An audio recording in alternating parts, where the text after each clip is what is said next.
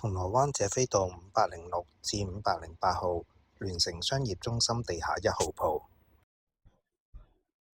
好，今日帶大家嚟到大叻越南牛肉河粉餐廳，試下去裏頭嘅食物有咩特別，同埋有咩好食嘅地方。Ready，我哋出發啦！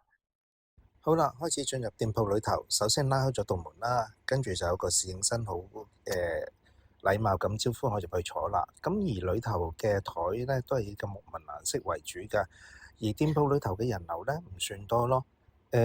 唔知咪啲人唔知有呢間鋪頭定點啦。咁跟住佢有啲實體嘅餐牌嘅，跟住就點咗個套餐，就有2件蝦啦，咁就炸肉雞絲河粉套餐就68蚊嘅。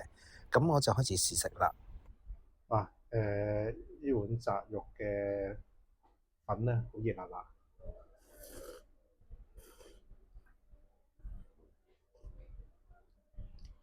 覺得好清甜喎，大家不妨嚟試下。另外叫咗個豬肉撈檬套餐都係68蚊嘅，配套都一致嘅，都一樣有小食餸啦。咁另外叫咗個蒜香牛油全翼2隻4件係64蚊㗎。好啦，試食開始。嘅雞翼就卜卜脆同埋好入味。好，今日嚟咗銅鑼灣啦，大叻越南牛肉餐廳啦。咁暫時嚟講咧，以呢個時間咧，咁人流唔算多啦，咁同埋位置都有好多嘅。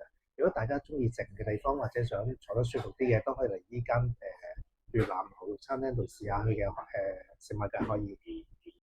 如果大家中意今次我介紹，可以俾個 like 我同訂閱我頻道啊！如果大家有咩意見，可以翻俾我聽喎。嚟緊我會帶大家去唔同地方試唔同嘅美食。今次介紹就差唔多啦，我哋下次再見啦，拜拜。